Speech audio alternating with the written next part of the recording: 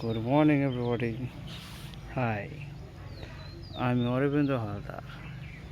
1 নম্বর হচ্ছে গৃহযোগী ভিক পায় না, আর 2 নম্বর হচ্ছে রামায়ণের মেয়ে ছেলে অর্থাৎ নারী আর সম্পত্তি নিয়ে যুদ্ধ হয়েছে। মহাভারতেও নারী আর সম্পত্তি নিয়ে যুদ্ধ হয়েছে। তো এই ভারতে নারী আর সম্পত্তি নিয়ে কেন যুদ্ধ হবে না? ওয়াই? হ্যাঁ, কেন যুদ্ধ হবে না? খুব তাড়াতাড়ি যুদ্ধ আরম্ভ হচ্ছে। Tree tree tree tree tree tree tree tree tree tree.